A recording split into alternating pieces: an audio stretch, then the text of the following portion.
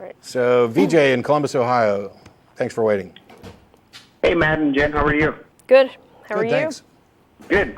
I really enjoy your show, and I think you guys are doing a really good job. So keep doing what you're doing.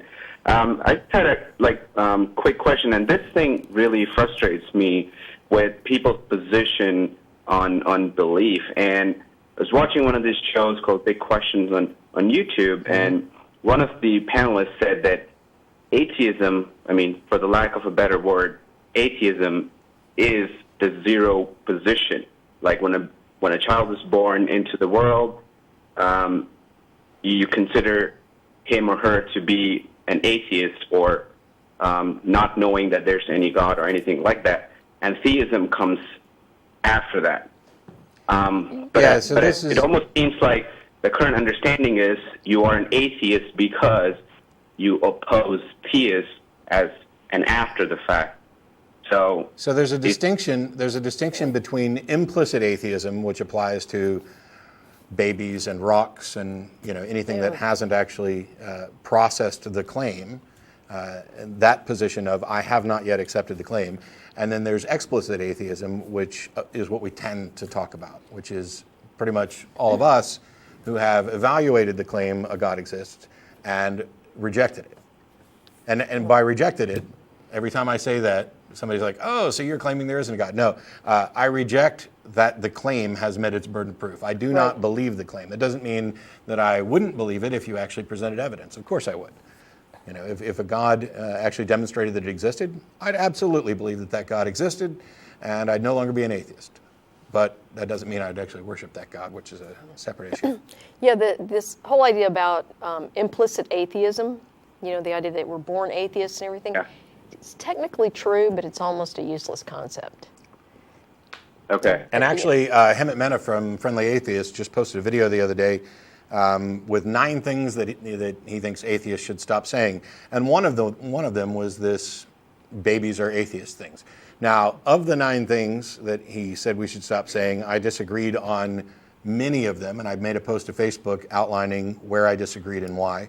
I agree that we should probably stop saying this thing that babies are atheists because there's clearly a distinction I use the word atheist for the lack of a better word. There is no way to describe what that position is without using what word we use for a lack of belief as atheists. So that's the reason. I don't believe... that's the definition of it, so... Okay.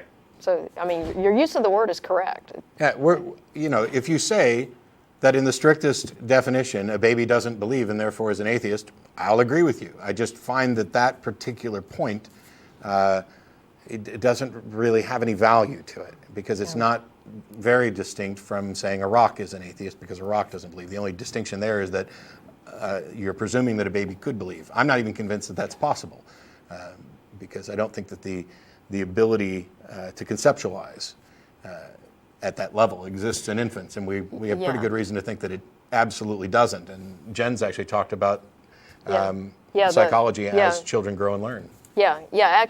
Children don't have the cognitive ability to evaluate religious claims until they're actually quite a bit older. It comes in with this theory of mind, or the theory of other minds that they develop. I think at 4 or 5 or something like that. That's when we start really seeing it. Yeah, and actually, I might be wrong on the date. We don't even see the first, the first glimmer of empathy doesn't even kick in until 10 months, somewhere around there. It's when the frontal cortex starts to get myelinated. Until the frontal cortex comes online, they don't really have the ability to even make these kinds of judgments. So, okay. The ability to evaluate those claims is a fairly mature thing. So it shows here, and I apologize because we're trying to move this along in a little quicker format, that you had a second question about whether there's a point to debating if people just believe out of fear.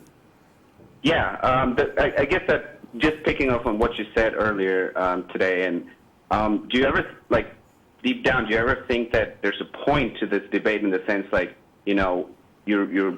you're talking to people who believe, and in my opinion, I think they believe solely because of the fear and not any rational justification.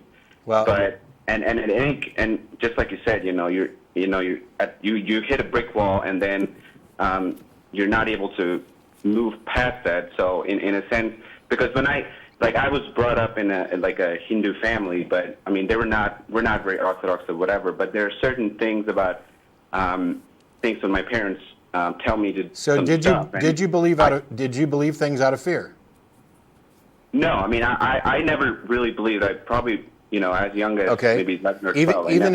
Even if we presume that you're correct, that people believe primarily out of fear, and I'm sure that's one motivation. Yeah, sometimes people do. People also change their mind and stop being fearful. And of course, debates are useful. You're not going to convince everybody all the time, but people change their mind, and people tend to change their mind, we would hope, for good reasons. But at least getting the information out there and demonstrating, if you've got a kid who believes there's monsters under the bed, that's a belief that is spawned by fear. Are you saying we shouldn't actually bother engaging with that child and talking about evidence and reason and using those tools to convince them that there's not a monster under the bed, that they have nothing to fear? I mean, that's the path out. And it's the only path out that puts them now on firm footing, because if you replace one fear with another or replace one addiction with another, all you've done is basically shifted their belief to a new belief that's also on a bad foundation. So instead you expose the problematic foundation and give them the ability to create new beliefs based on firm foundations. That's the point of having the discussions and debates. Yeah, and I would argue and I would argue that when someone is very fearful, so they've accepted a claim because they're afraid of what happens if they don't believe it, I think that's the time when you really should actively engage them. Maybe not in debate, but in talking about what it is they actually believe and why they're fearful of it. And the reason I say this is because making decisions about almost anything when you're in a state of fear is a really terrible position to be in. You are not likely to make good decisions when you're in a state of fear. So, I think that talking people out of that, by presenting evidence to them, by showing them that, that you're not afraid, I think that's very worthwhile. Okay. Well, I just sometimes feel like, some people are so fearful, and then you really cannot change their mind, and then we need to move forward. And is it our only way is to kind of steamroll our way into the future? Well, the thing is, that's the only thing. But it's not everybody. I'm not saying it's always the case, but it's just some of the situations I've encountered. I just say I don't want to talk about it. Yeah. Well, and the thing is, and that's perfectly valid. If you sense that the conversation is going nowhere and that they really are not in a position where they can even evaluate any evidence you present to them, then maybe you do want to cut your losses and move on. I mean, you're not obligated to engage with everyone that's a believer, and I would actually recommend against that. And this is actually another one of the points that Hemant had in the video of things atheists should stop saying, and that is that you can't reason people out of things that they didn't reason themselves in to begin with. And I agree with him wholeheartedly. I think, first of all, that if we're going to talk about reason in any meaningful sense, they did in fact reason themselves into those beliefs. You've reasoned yourself into everything you believe. You just had really bad reasons.